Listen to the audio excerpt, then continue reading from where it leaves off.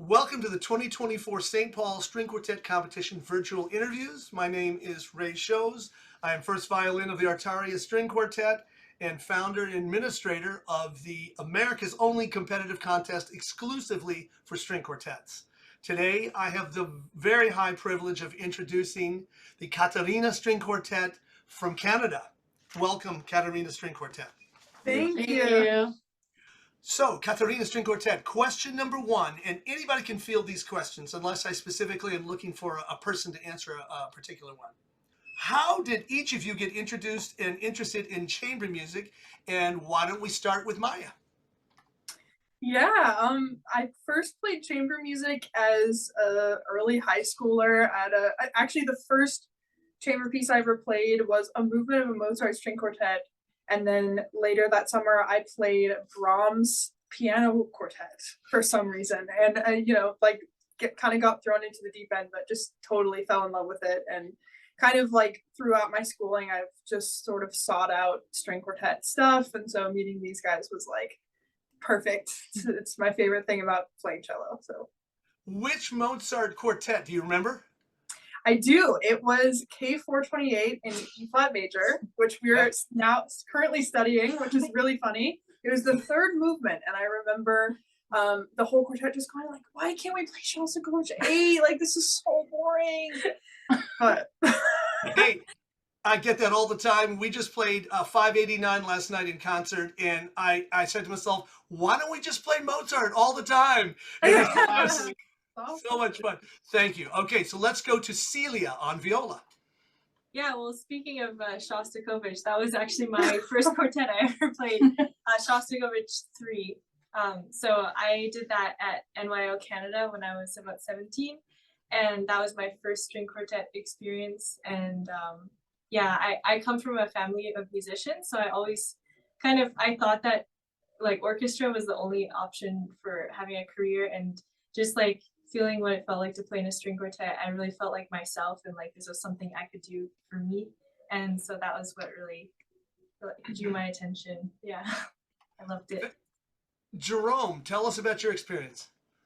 For me, it started when I was young, when I went to Domaine Forget in Canada, and I played chamber music with friends. So it started that way for me. It was just really fun to play with friends. I know now that it's way more than that, but it started with just like my friends, and we were playing music together, and I really enjoyed it. So that's how I started to like chamber music. Fantastic. Okay, who have I missed? That's going to be Janelle. Yeah, hi. I actually started playing quartets when I was fairly young. I grew up in a chamber program, and I was playing quartets with 3 violins and cello because we didn't have any violas. And I guess similar to Jerome, I've had really strong friendships, and I just really enjoy the bonding experience that comes with playing chamber music. And I've just been in love with it ever since I was like 8 years old. So, oh wow, yeah. Where was that program, Janelle? Where was it? It's in Calgary, Alberta. Okay.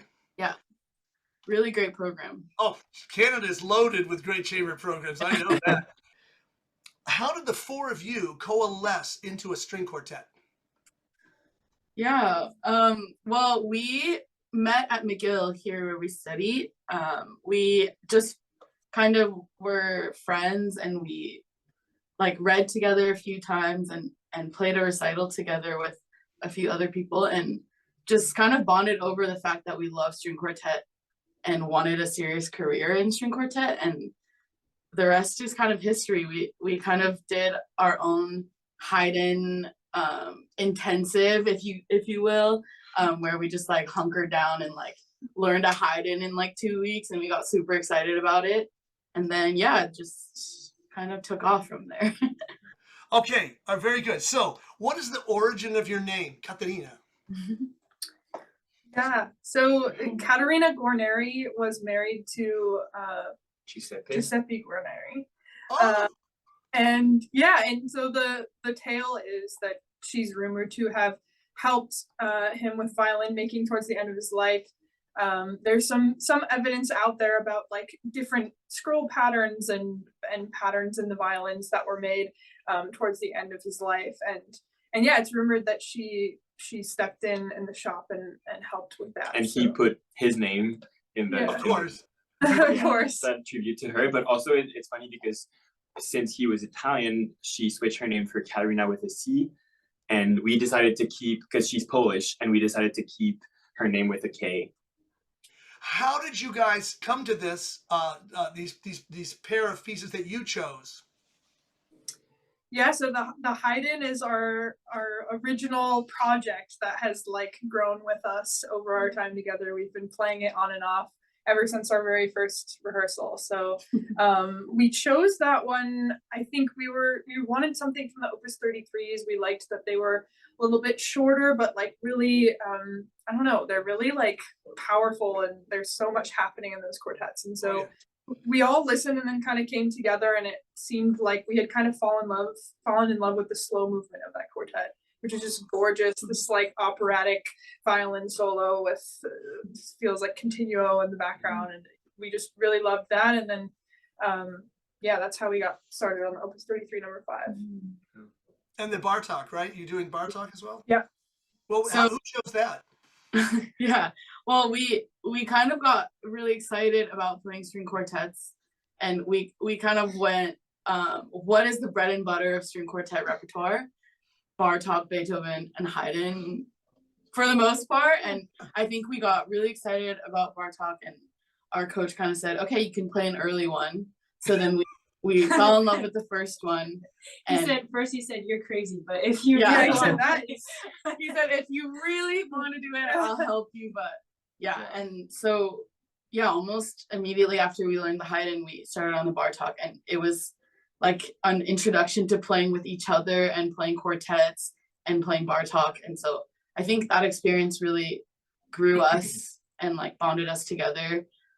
And yeah, it was. We feel attached to those pieces because we started our quartet with those pieces, and even if since then we've played other pieces for other concerts, other recitals, it feels good to come back to them, and it like there are so many good memories about them. So yeah, I think it really like, yeah, we represent those pieces pretty well. Yeah, and the first bar talk is nice because it's kind of like a side we don't see much Yeah. of that composer. Yeah. You know, it's often like a Yeah. Yeah. people like really going for it, but there's like so much tenderness in this. Yeah. Yes. Yeah. And vulnerability. Yeah.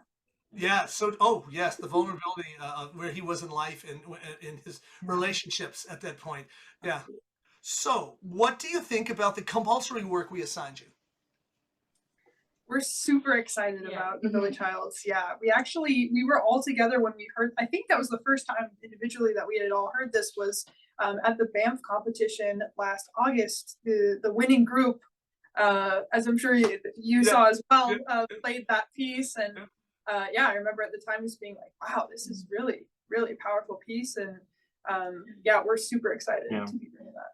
I saw an interview actually of Billy Childs, and he was talking a lot about inspirations of his works and stuff, and I found it to be quite vulnerable and really inspiring for me. I remember watching that interview and thinking we should program one of his pieces, and here it is. So You got your wish. You got your wish. didn't you? we're very excited to get going on that. Yeah. I usually fall into this question because someone in the room mentions it. Okay, you ready for this one? And I don't care who answers this, or should I point to somebody? Let's see. Let's do this. Let's start with Jerome. Let's start with this, okay? How would you describe your group's rehearsal style? That's a really funny question. It evolved a lot in the past few years. I think what I admire the most about all of us is that we all have so much to say about our music, and it's great. It can be really time consuming, but it's great to have so many opinions, and like we like to try everyone's ideas and stuff. So it's been at the beginning it was a challenge for all of us because we would have really long rehearsals and we wouldn't feel like we were that productive with our time. So as of like a few months ago, probably we started scheduling our rehearsals pretty specifically. So that helped us a lot. So we all do make schedules. It depends of the rehearsals, but yeah, now we try to be really precise with what we're gonna do. We're gonna work 30 minutes on this, and it allows us to move on and not get stuck in ideas too much, not do intonation for too long, because that can be pretty hard too. So yeah, I think it helped us a lot to do that. Celia, I'm sorry to interrupt. Celia, what do you think? I mean, I agree with everything.